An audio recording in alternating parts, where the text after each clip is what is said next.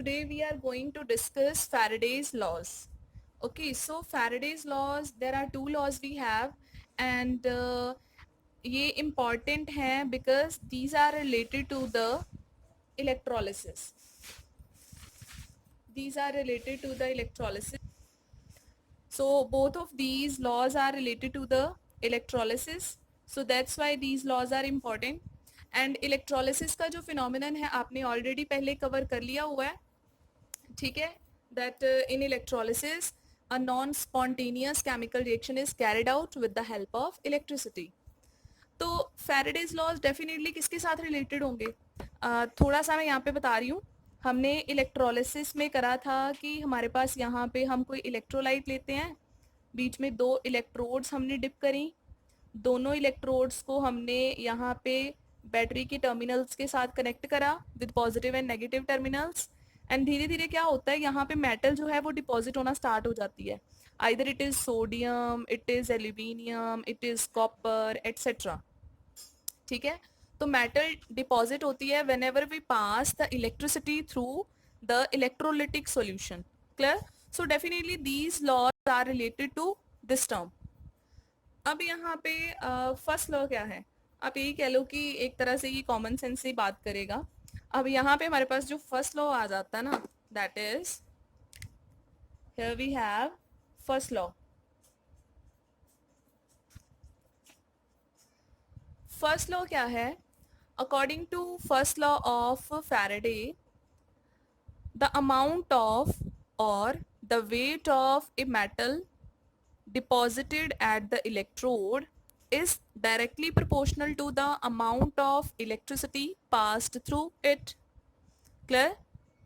तो जैसे जैसे बच्चे हम इलेक्ट्रिसिटी पास करते हैं किसी इलेक्ट्रोलिटिक सॉल्यूशन में, तो डेफिनेटली हमें पता है कि सब्सटेंस जो भी होगा वो डिपॉजिट होना स्टार्ट हो जाता है.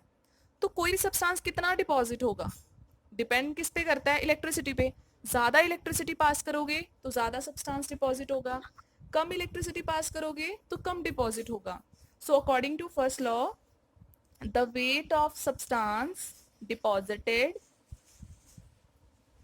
Is directly proportional to the amount of charge, और we can say the amount of electricity. ठीक है, तो जितना चार्ज या जितनी इलेक्ट्रिसिटी आप पास कर रहे हो किसी भी इलेक्ट्रोलिटिक सॉल्यूशन में से, उतना ही ज़्यादा जो सब्सटेंस है वो डिपॉजिट होता जाएगा. क्लियर? तो अगर आप इसको अभी एक इक्वेशन की फॉर्म में लिखना चाहो तो आप कैसे लिखोगे? You will write W is directly proportional to the amount of charge. Charge को हम Q करके लिख सकते हैं.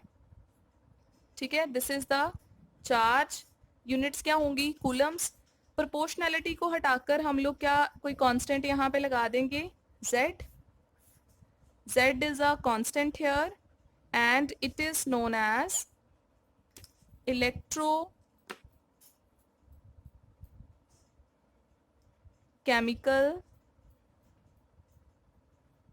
equivalent. It is known as electrochemical equivalent. ठीक है, तो बाद में हम ये भी डिस्कस करेंगे कि Z जो है उसको कैसे कैलकुलेट करा जा सकता है.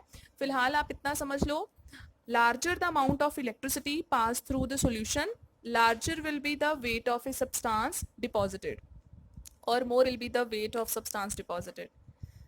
Clear हो गया फर्स्ट लॉ? अगर बच्चे आपने अब आपको पता है that current is the charge passed upon the time taken, so यहाँ से हमारे पास Q किसके इक्वल आ जाता है? I into T. तो हम यहाँ पे लिख सकते हैं W is equals to Z I T. सो यहाँ पे आपके पास क्या होगा? आपको न्यूमेरिकल्स भी इसी अकॉर्डिंग दिए होंगे that in a particular solution this much of electricity is passed for this much time, how much amount of weight will be deposited at the electrode. ठीक है, तो ऐसे करके आपको ये और ये दोनों चीज़ें याद रखनी है. अब रही बात अगर आपने Z को डिफाइन करना है, ठीक है, तो Z को आप कैसे डिफाइन करोगे? आप Q को 1 कंसिडर कर लो, 1 कूलम.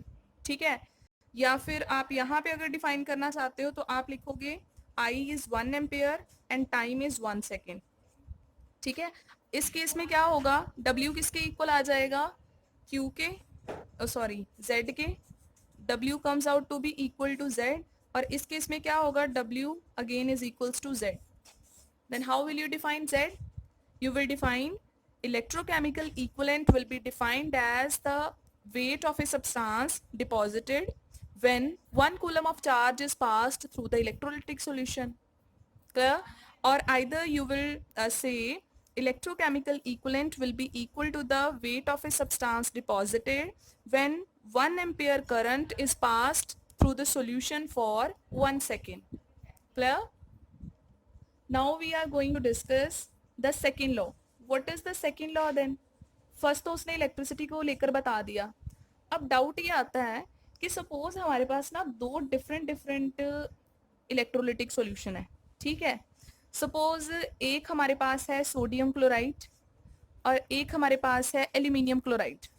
दो इलेक्ट्रोलिटिक सॉल्यूशन है, ठीक है, दोनों डिफरेंट नेचर के हैं.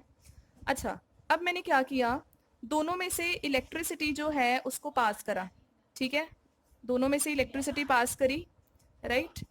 तो बच्चे दोनों को हमने कनेक्ट करा हुआ है सीरीज में. जब सीरीज में पास करेंगे तो दोनों में से करंट क्या जाएगा, सेम करंट दोनों में से सेम फ्लो करेगा. तो इसका क्या इफेक्ट होगा, अब आप बता सकते हो कि सोडियम कितना डिपॉजिट होगा और एल्यूमिनियम कितना डिपॉजिट होगा. So definitely second law is related with whenever you have two different electrolytic solution connected in series, then how much amount of each substance will be deposited.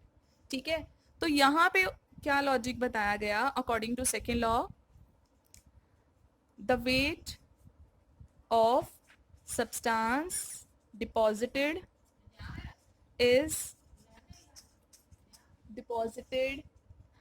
is directly proportional to the equivalent weight of substance. Clear? This is your second law. Substance कितना deposit होगा, जितना उसका equivalent weight होगा. अब अगर किसी का equivalent wait ज़्यादा है तो वो डिपॉजिट भी उतना ही ज़्यादा होगा.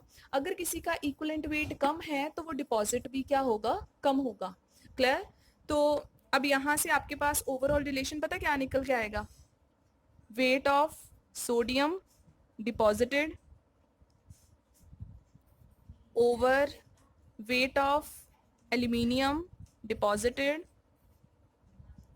is equal to equivalent weight of sodium divided by equivalent weight of aluminium. Clear? तो जिसका जितना इक्वलेंट वेट होगा उसी के प्रोपोर्शनैलिटी में वो सब्सटेंस भी डिपॉजिट हो जाएगा. Hope I am clear here. So next चीज़ जो आपने बच्चे ध्यान में रखनी है, अब सपोज आपने ना सोडियम क्लोराइड का जो है सॉल्यूशन ले रखा था, इलेक्ट्रोलिटिक सॉल्यूशन ले रखा था, ठीक है. इसमें डिपॉजिट कौन होगा, as a solid substance sodium as a metal, ठीक है, सोडियम डिपॉजिट होगा. तो रिएक्शन के वाइज याद रखना है आपने, सोडियम के ऊपर चार्ज कितना होता है, +1.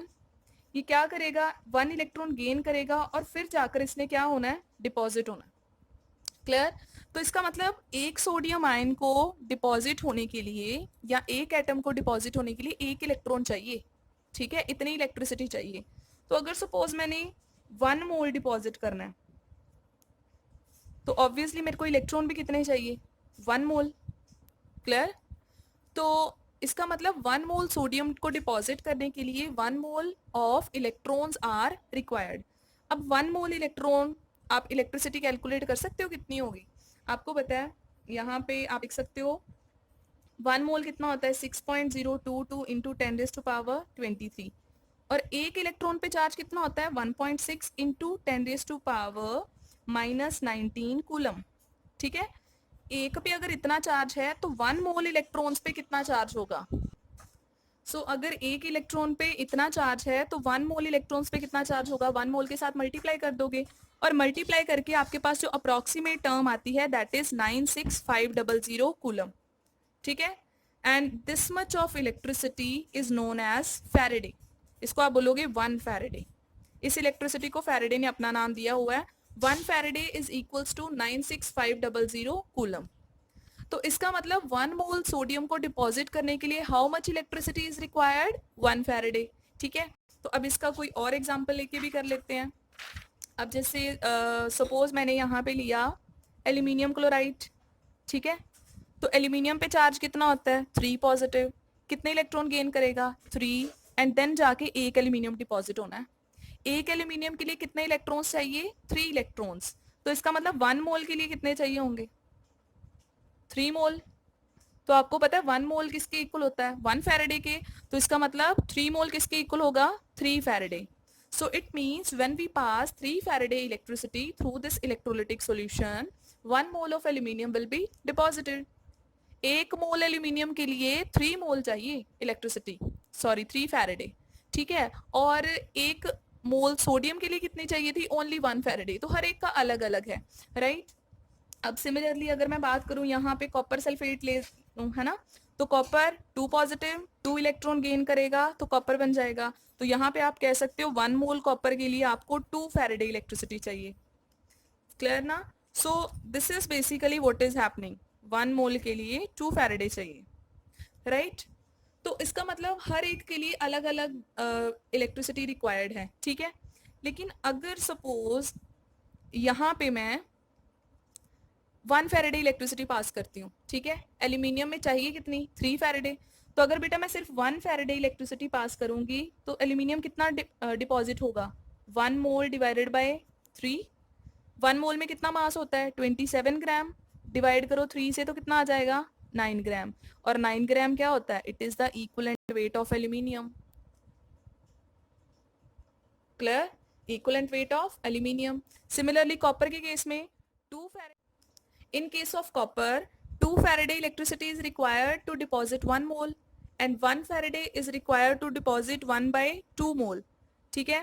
तो 63.5 के अराउंड होता है इसका। तो जब उसको 2 के साथ डिवाइड करोगे तो आपका आंसर आ जाएगा, इट विल बी 31.25, ठीक है, सॉरी 75 आएगा डिवाइड करके, हाँ जी, ठीक है। तो आपके पास आ जाएगा 30, वेट वेट वेट वेट, मैं गलत कर रही हूँ, नहीं ठीक है। तो आपके पास आ जाएगा बेटा 31.75, राइट। तो इतना ग्राम अगर हम डिपॉजिट करवाते हैं तो ये तो कॉपर का इक्विवेलेंट वेट है, this is again the equivalent wait of copper, right.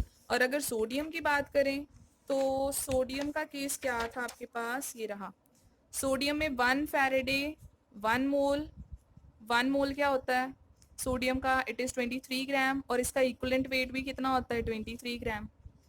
तो यहाँ से एक चीज़ क्लियर हो रही है कि अगर आपको 1 मोल ही सारे सब्सटेंसेस का डिपॉजिट करना है तो इलेक्ट्रिसिटी भी अलग अलग रिक्वायर्ड है, डिपेंड करता है कि उसको चार्ज को न्यूट्रलाइज करने के लिए कितने इलेक्ट्रॉन्स चाहिए। लेकिन अगर आप सब में से एक ही इलेक्ट्रिसिटी पास कर रहे हो, सब में से 1 फैराडे 1 फैराडे 1 फैराडे पास कर रहे हो, तो सब कितना डिपॉजिट होंगे, जितना उनका इक्विवेलेंट वेट होगा। सोडियम कितना डिपॉजिट हुआ, जितना इक्विवेलेंट वेट है। आपका जो एल्यूमिनियम है वो भी कितना डिपॉजिट हुआ, इक्विवेलेंट वेट। एंड कॉपर जो है वो भी कितना डिपॉजिट हुआ, इक्विवेलेंट वेट के जितना। क्लियर हो गया। सो इट मीन्स एक तो आपने ये याद रखना है दैट वेट जितना भी डिपॉजिटेड होता है it is directly proportional to the equivalent weight. और दूसरी टर्मिनोलॉजी आपने क्या याद रखनी है, whenever 1 Faraday, whenever 1 Faraday electricity is passed, हमेशा सब्सटेंस कितना डिपॉजिट होगा, equal to its equivalent weight deposited. Clear, चाहे वो कोई भी इलेक्ट्रोलाइट हो। Hope I am clear here, right. Let's start how to solve the numericals based upon these laws.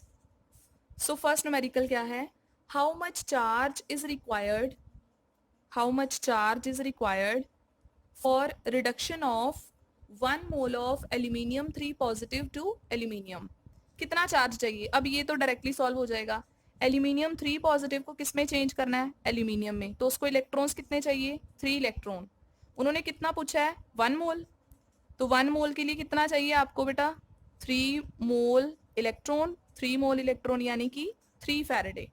तो आप क्या बोलोगे, 1 मोल के लिए कितनी इलेक्ट्रिसिटी चाहिए, 3 फैराडे। और अगर आपको कैलकुलेट करने के लिए बोले तो आप 96500 के साथ मल्टीप्लाई करोगे, this much coulomb of charge is required to deposit 1 mole of aluminium. Clear. अब कई बार आपको ना थोड़ा सा डिफरेंट दे देते हैं, जैसे 1 mole of MnO4 negative, MnO4 negative 1 मोल है, किस में कन्वर्ट करना है, Mn2 पॉजिटिव में। तो यहाँ पे आपको मैग्नीज का ना पहले चार्ज पता होना चाहिए। इधर तो पता है 2 पॉजिटिव है, इधर आप कैलकुलेट कर सकते हो ऑक्सीजन का -2 सॉल्व करके मैग्नीज का कितना आ जाएगा +7। तो 7 से 2 में जाना है तो इलेक्ट्रॉन्स कितने चाहिए होंगे 5। क्लियर, 7 पॉजिटिव जब 5 इलेक्ट्रॉन गेन करेगा तो 2 पॉजिटिव में कन्वर्ट हो जाएगा। तो इसका मतलब 1 मोल के लिए कितनी इलेक्ट्रिसिटी चाहिए 5 फैरेडे। तो 5 फैरेडे कितना होता है 5 into 96500 coulomb. So this much of electricity is required. Now what about second numerical? Let's read the statement. A solution of copper sulfate is electrolyzed for 10 minutes. आपके पास कोई कॉपर सल्फेट का solution है, ठीक है, और इसको कितने टाइम के लिए इलेक्ट्रोलाइज करा है, ओनली फॉर 10 मिनट्स। तो मिनट्स में आपको टाइम गिवन है, इसको आप सेकेंड्स में कन्वर्ट कर लो। आप क्या लिखोगे 10 into 60 and it comes out to be 600 seconds with a current of 1.5 ampere. Current कितना पास करा है 1.5 ampere. What is the mass of copper deposited? Copper का जो वेट है वो कितना डिपॉजिट होगा, this we have to calculate. Clear, तो डेफिनेटली यहाँ पे आपका कौन सा फॉर्मूला लगेगा, it will be of first law, W is equals to ZIT। अब रही बात Z की, तो वो मैं आपको बताना चलो भूल गई, that how will you calculate it. Z is equal to equivalent weight over 96500। अब आप कैसे कैलकुलेट करोगे, इक्विवेलेंट वेट, कॉपर जो है, कॉपर का चार्ज कितना है +2 और कॉपर का मॉलिक्यूलर वेट कितना गिवन है 63.5। मॉलिक्यूलर वेट को 2 के साथ क्या कर दो डिवाइड, तो इसका इक्विवेलेंट वेट आ जाएगा एंड देन डिवाइड करोगे 96500 के साथ and Z it comes out to be 31.75 divided by 96500। Clear, अब आपको Z पता चल गया, I पता है, T पता है, W फाइंड आउट करना है। So you will write W is equals to Z, Z की वैल्यू पुट कर दी, क्लियर, इनटू I कितना है 1.5, टाइम कितना है 600, तीनों को मल्टीप्लाई करके आपके पास जो भी आ जाएगा that will be the weight of copper deposited, right. Two electrolytic cells containing silver nitrate solution। हमारे पास 2 सेल्स हैं containing silver nitrate यानी कि AgNO3 and copper sulfate यानी कि CuSO4 are connected in series। A steady current of 2.5 ampere, दोनों में से current कितना पास करा 2.5 ampere passed through them till 1.078 gram of silver is deposited. तो इसका मतलब सिल्वर का वेट कितना डिपॉजिट हो गया 1.078 gram. How long did the current flow, how long यानी कि टाइम फाइंड करना है and what weight of copper will be deposited, copper का कितना वेट डिपॉजिट होगा, ठीक है, weight of copper, this we have to find. अब बच्चे अगर आपको टाइम पता करना है तो फिर तो आपको फर्स्ट लॉ लगाना पड़ेगा। तो अब हम क्या करेंगे, फर्स्ट लॉ लगा दें एक बार। First law W is equals to ZIT, तो हमने सिल्वर पे लगा देना है क्योंकि कॉपर का तो अभी हमें कुछ नहीं पता। तो सिल्वर का वेट कितना डिपॉजिट हुआ है 1.078। Z क्या होता है बेटा, Z is equivalent weight over 96500। तो सिल्वर का इक्वलेंट वेट कितना होता है 108, क्योंकि सिल्वर का चार्ज भी कितना होता है +1। तो equivalent weight and molecular weight are equal. तो हम ये लोग यहाँ पे लिख देंगे Z is 108 divided by 96500 into current कितना पास करा है 2.5 ampere and time we have to calculate. तो यहाँ से आके आपका टाइम कैलकुलेट हो जाएगा। तो एक बार लगा दिया फर्स्ट लॉ। अभी आपको वो क्या चीज पूछ रहे हैं, सेकेंडली दे आर आस्किंग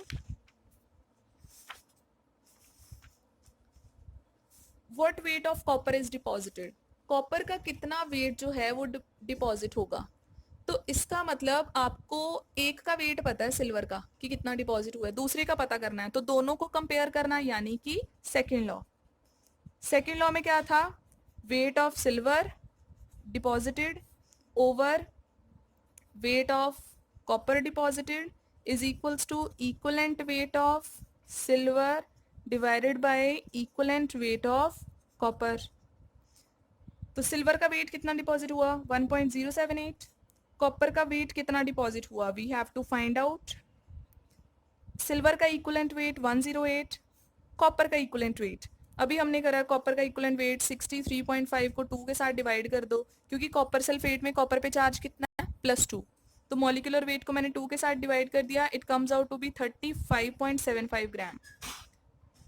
तो यहाँ से वेट ऑफ कॉपर कितना आ जाएगा 1.078, क्रॉस मल्टीप्लाई कर दो, divided by 108, this much gram of copper will be deposited.